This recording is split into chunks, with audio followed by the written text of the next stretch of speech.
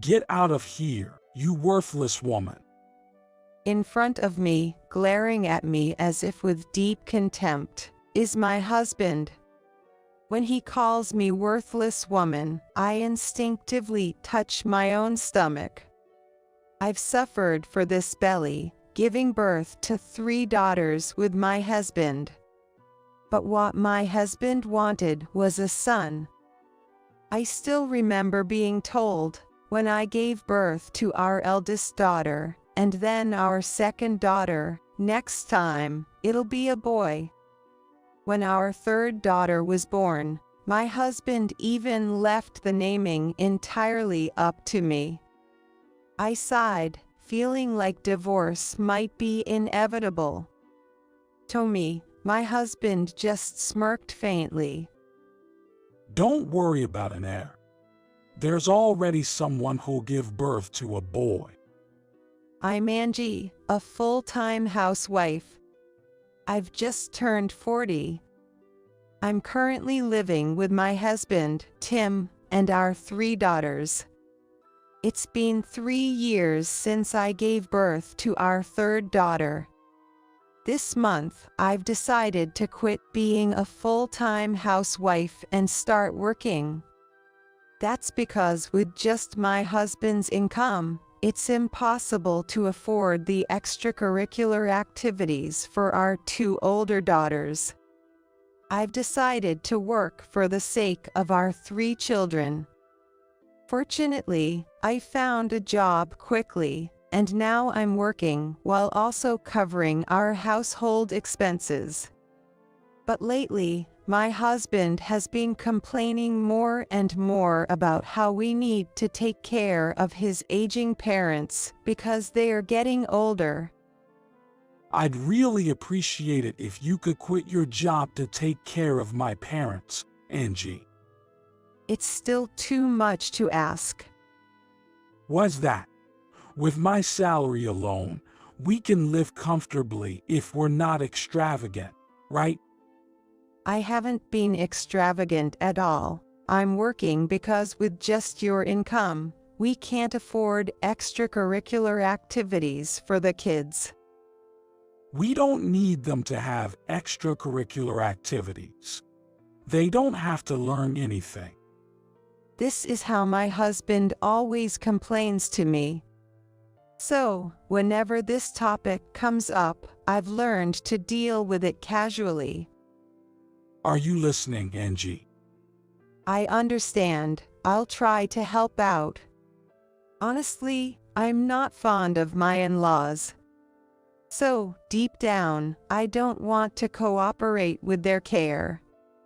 But my husband and I live near his parents' house. When we got married, my husband suggested we start our married life in an apartment near his parents' house. At the time, I didn't know his parents' true nature, so I casually agreed, thinking, that'll make things easier for me too. But soon enough, I witnessed their true colors. It was about 6 months into our marriage. My mother-in-law asked me to help clear out a space to put a big table they'd bought so we could all gather. And when I went to help at my in-laws, that's when it happened. I was treated like a servant by my in-laws, constantly being told to put that over there, clean this up, bring out the tea, and so on. As a newlywed, I didn't know how to handle it, so I just went along with whatever my in-laws said. Because of that, every time I visited my in-laws, the treatment got worse and worse.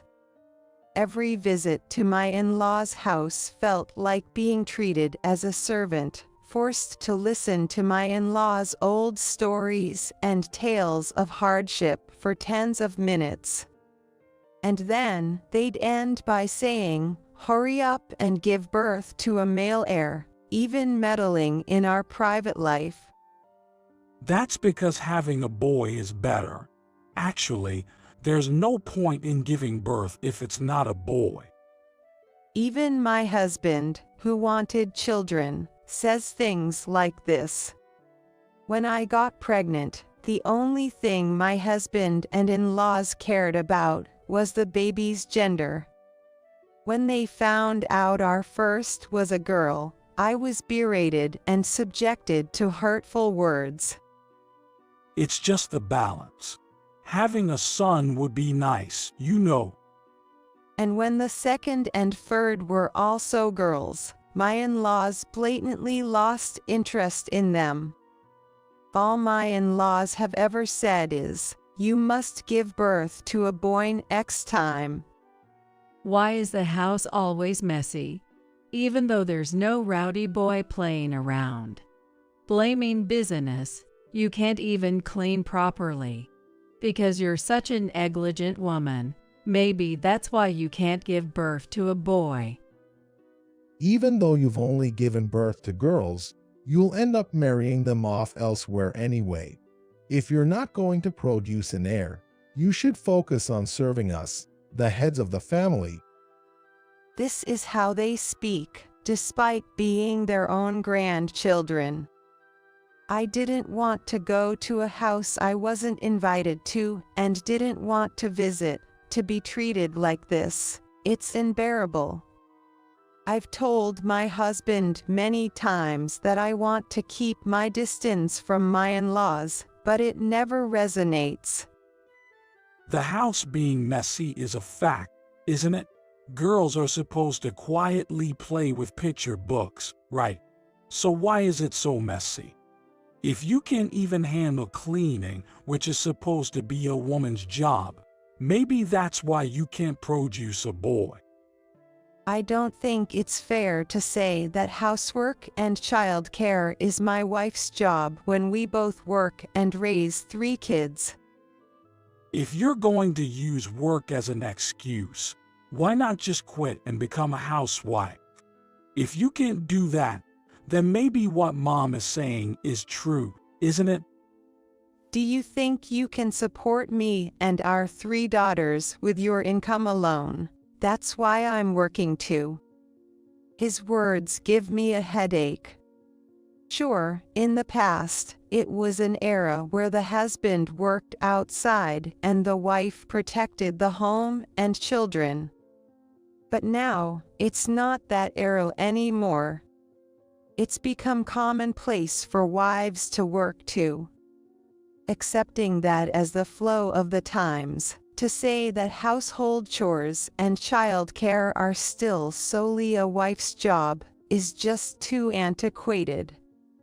No matter how many times I explain, my husband doesn't change. Mom's right, exactly what Dad says. Every time those words are thrown back at me, divorce crosses my mind. But my daughters, who know nothing, are attached to my husband. Only our eldest, a middle schooler, seems to have some reservations about my husband. Probably due to her adolescence, she doesn't seem to interact much with him. Still, when I see our youngest innocently smiling and begging for a hug from her daddy, I can't bring myself to divorce. Then, around 3 months later, something strange started happening. For some reason, my husband's return home became increasingly delayed. Suspicious, I asked him about it when he finally came home. "Tim, you've been coming home unusually late lately. Is something going on at work?" Nah, just happened to be. One of my team members messed up today, so I had to stay overtime. Don't worry about it. The words my husband spoke, I believed them at first. But as time passed, and he started coming home late more often, I began to question. He'd say, got held up with entertaining clients, or meeting with partners ran long. Despite feeling suspicious about my husband's behavior and actions, I couldn't muster the courage to confront him, afraid of taking away the beloved father from my children. I began to live as if I didn't mind my husband's late returns. This continued for about 6 months, until one day, a coworker said something to me. I saw him walking with a young woman in the downtown area. He's at work. There's no way that's possible. I told her so, but I couldn't have mistaken it. she insisted. We were close friends, often going camping or having barbecues together with our families due to our kids being around the same age. My friendly husband and this coworker always got along well when they met. So I knew she wouldn't mistake my husband for someone else. But even knowing that, I desperately wanted to believe in my husband. When we meet next time, should I say something? Feeling my heart stop momentarily at her words. I'll talk to my husband properly, I assured her. Though what she saw wasn't my husband, I hoped it was just a mistake. I visited a detective right after work to request an investigation. 5 days later, the detective contacted me, saying it was quite straightforward. When I met the detective after work, I was given substantial evidence. There were several photos of my husband entering a hotel with another woman, and the results were damning. Deciding to confront my husband about his infidelity as soon as I got home. Even though he had come home before me, he was just sitting in the living room, scrolling on his phone. I saw my eldest daughter taking her younger sisters to their room as soon as she noticed my presence. Feeling sorry for them, I couldn't hold back from confronting my husband about the affair. Tim, care to explain what this is all about?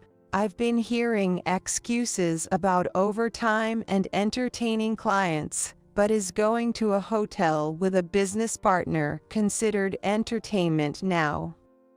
My husband remained silent, his face turning cold as he started dialing a number somewhere. For some reason, my husband has decided to remain silent and not talk to me. Why won't you say anything? Does your silence mean you're admitting to it? It's got nothing to do with you, Angie. You think it's okay to cheat on your wife and pretend like it doesn't concern her? It's got nothing to do with you. No matter how many times I asked, all my husband said was, "It's got nothing to do with me." Then suddenly, the intercom in our house started ringing. Thinking it was a bad time, but considering feigning ignorance, my husband immediately went to answer the door. It was my in-laws who came in through the door. And there she was, the woman from the photos I received from the detective. What's going on? Did you call them? I wasn't planning on telling the truth until everyone was here. Well, everyone's here now, so explain, what's the meaning of these photos? I confronted my husband again, thrusting the photos in his face. Angie, she's pregnant with a boy. Our family needs a male heir to carry on the lineage. I've been saying this to you even before we got married. We need a boy in our family. And yet, you've given birth to nothing but girls, Angie. So you're of no use anymore. Get out immediately. My husband, finally talking properly, came at me with absurd accusations while handing me divorce papers. Wait a minute, pregnant, what does that mean?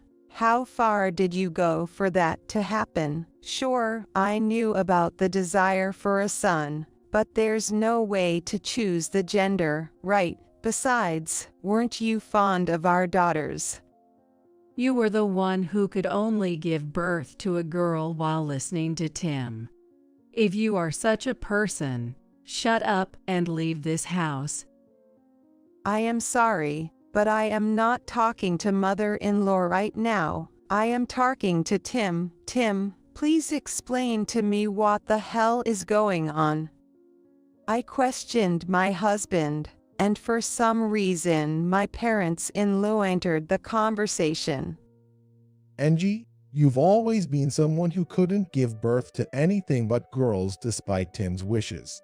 It's best for you to leave quietly.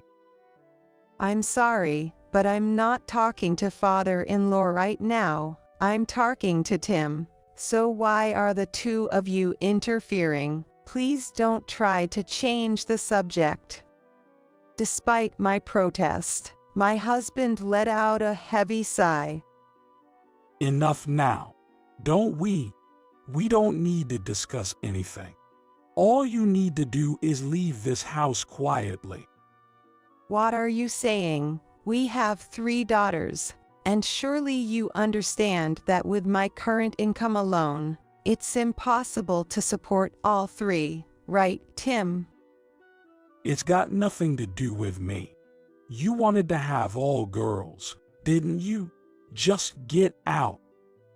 Don't be ridiculous. What do you mean wanted to have? You used to care for all 3 of them, didn't you? Why are you suddenly saying this?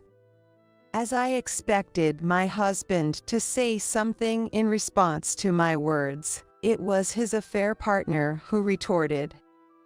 This is why dealing with older women is such a hassle. If you're told to leave, you should just leave without fuss. What's your problem? It's your appearance that's making things complicated in the first place. Complicated? It's just because the wife couldn't bear a son, isn't it? The affair partner smirked while looking at me. Somewhere deep down, I realized I had been expecting too much from my husband. With 3 children, and the youngest daughter adoring Tim so much, I desperately wanted to believe that divorce wasn't the only right answer. Even my husband thought that if he was confronted with the evidence, his children would be on his mind. I believed that even if I could not reform and become a good family friend, he would be a good father in front of his children. But in reality, he just brazenly brought his affair partner even in front of our children, showing no remorse. I understand, I'll divorce you. I've had enough, I was too naive. Feeling this acutely, I stood up and went to pack my things. Though I felt a pang of irritation towards the affair partner, who was smirking as she watched me, I didn't care anymore. I snatched the divorce papers from Tim and signed them hurriedly. I wrote my name as the custodian for our daughters. I'll take custody of all 3 daughters. I'll demand compensation and child support later. I'll leave for now, but I'll come back for the things I can't take with me later. Do whatever you want. Even my usually sarcastic in-laws listened to our conversation without making any snide remarks, though they looked displeased. It seemed they were leaving this discussion to Tim. That's how my husband, knowing all that, came at me all bold-faced. I sensed the tension and hugged my eldest daughter, who was peeking from the room. Was that all it took for her to get the message? My eldest daughter glared at my husband and immediately started packing. Maybe my second and third daughters think we're just going out to play, as they cheerfully prepare their outing sets. Even as we headed to the front door with our minimal luggage, no one emerged from the living room. My second and third daughters seemed puzzled, but they happily waved goodbye and left the house. I contacted my parents' home. Due to the distance, I've only returned home a few times since getting married. It was a sudden call, but my mother immediately said to come back whenever I could. Since they were coming to pick us up, we decided to stay overnight at a hotel. There, without telling my daughters about my husband's affair, I said this to them. Mom and Dad, our paths have diverged. My two young daughters, who love certain artist group and had heard this from a recently disbanded group, seemed to understand. That means they can't be together anymore, right? My eldest daughter seemed to grasp my words. I returned with my daughters to my parents' house, where I was constantly busy with paperwork such as changing the family register and various other name changes and administrative procedures. And before I knew it, 2 months had passed, and I successfully received compensation and child support from my husband and his affair partner. I demanded compensation for adultery from both of them, and I also claimed child support from my husband. I didn't want to see their faces anymore, so I decided to involve lawyers in everything. It costs money, but I think it's a good investment because it relieves stress. According to the lawyer who went to see my in-laws, they fell silent like they had eaten a bitter bug when the topic of compensation and child support came up. However, it would tarnish their reputation if their son got another woman pregnant due to his infidelity. To prevent further escalation, both my husband and my in-laws desperately pooled their resources to pay for it. Moreover, it seems that my husband and in-laws even took on the compensation for the affair partner's share. Then, another 3 months passed. Although we couldn't afford luxuries, with the support of our parents, we began to lead a peaceful life as a family of 6. Both my daughters and I were gradually getting used to the absence of my husband. On a day off from work, my husband suddenly called. He kept calling repeatedly when I ignored it. Thinking that it would be troublesome if he kept calling until my daughters returned from their lessons, I reluctantly answered the call from my husband. Thank goodness. You finally picked up the phone. What do you want all of a sudden? Well, you see, the affair partner gave birth the other day. What am I supposed to say to that? Just as I was about to coldly end the call, my husband suddenly raised his voice. The baby's sex. According to my husband, the affair partner gave birth to a girl. And it wasn't a case of misjudgment during the ultrasound. Apparently, the doctor had confirmed it was a girl from the beginning.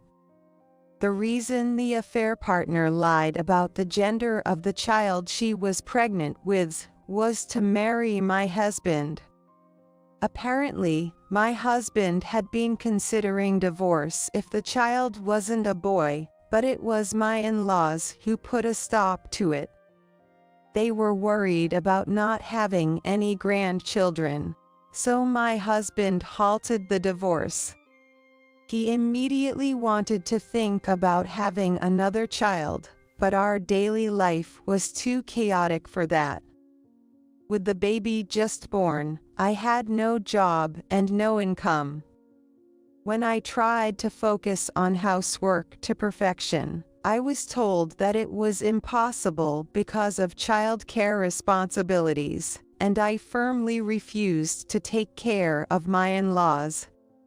Well, it's understandable given that we were living with a baby whose neck hasn't even stabilized yet. I'm so focused on the baby that it's difficult to do housework as perfectly as before childbirth, and I don't have the physical or mental capacity for taking care of my in-laws.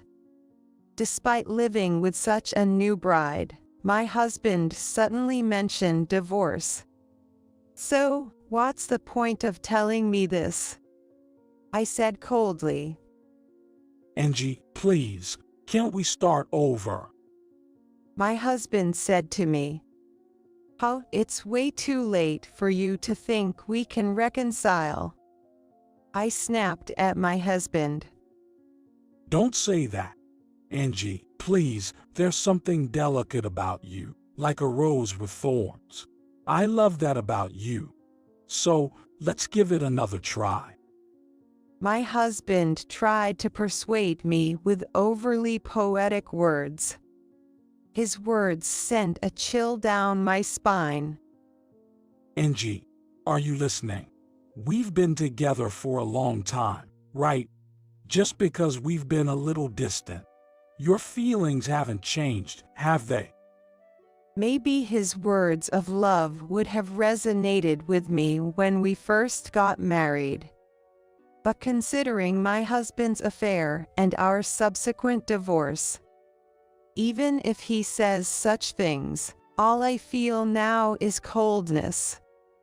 I chuckled with a wry smile. Your smile means you're forgiving me, right? My husband said, misunderstanding. How are you just plain stupid? That was a wry smile. I'm not laughing, and I haven't forgiven you. Why are you saying that? Angie, please, consider starting over. We've always managed well, right? You've been happy until now, haven't you? It wasn't going well. That's why we argued so much. I wasn't happy. That's why I divorced you. Besides, you were the one who said you didn't need me. Isn't that right? So, we can start over, right? I was the one who initiated the breakup. And now I'm suggesting we start over. So, let's do it. My husband started saying all sorts of crazy things to reconcile with me. He even brought up things from the past, and honestly, I was getting fed up. But then, I suddenly had an idea and changed the topic of the conversation. You know about Henri. What? How do you know Henri's name? We didn't even do introductions back then, did we? My husband seemed surprised that I mentioned his remarriage partner's name. Of course I know. I heard it from the detective, and I even sent a certified letter for the alimony claim. So, she's my girlfriend. What does Henri say? Well, now I'm wondering who she's targeting next. You see, she enjoys interfering with happy couples and breaking them up. So, after divorcing you, I wondered who her next target would be. My husband remained silent. Was he dumbfounded, mouth agape? Regardless, I continued explaining to him what I knew about Henri. I described how Henri had always been cute since childhood, always surrounded by various people. How even her father, the company president, doted on her, buying her whatever she wanted, making her a bit spoiled. And how because she could have anything, taking things from others became a hobby. As she grew up, her targets became boyfriends, fiancés, husbands, and other men. Because she enjoyed taking, she would easily discard them after getting what she wanted. When I introduced her social circle investigated by the detective, my husband seemed taken aback. What the hell? Why are you saying this now? If you had told me when we were divorcing, I wouldn't have gone through all this. At that time, you just told us to leave. You didn't even bother listening to our side. So, we just did what you said. Besides, it's not like it's reasonable for a woman who knows you're married to approach you. Don't talk like that, Angie. You're being unfair. You're making it seem like it's all my fault. If only you had explained properly back then, things would have been different. My husband suddenly sounded dejected, playing the victim card. My anger surged at his words, and I snapped at my husband. After cheating, what's with that tone? It's not like it's bad, it's you who's bad. From now on, live however you want. I don't care anymore. To my words, my husband suddenly adopted a gentle tone. Angie, it's going to be tough for you to raise 3 daughters alone, right? Even if I take just one and raise her by myself. So please hand over one of the 3 to me. If you do that, it'll be easier for you, Angie. Having just 2 kids is enough, right? The sickeningly sweet tone of his proposal made my head spin. What does he even think of our daughters? Sending them to such a man is absolutely unthinkable. Neither my husband nor my in-laws truly care about the well-being of our daughters. My husband repeatedly talks as if anyone will do, or it's fine with just one, or in a way that dehumanizes them. All I can see is a future where my daughters will be crushed by my husband and in-laws as they grow older. As they grow up, they'll understand the mistreatment they've been subjected to, just like me. That's why I firmly refused.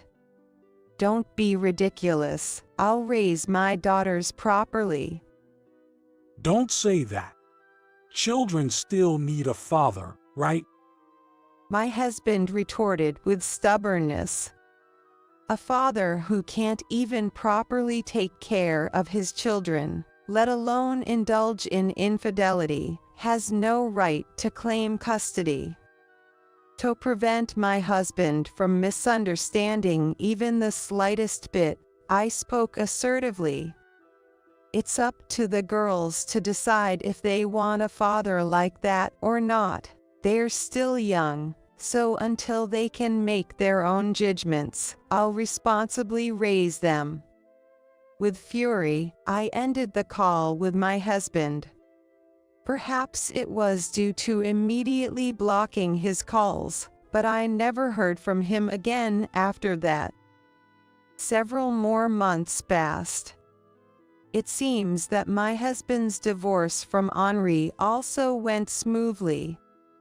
Henri took the newborn child and returned to her parents' home.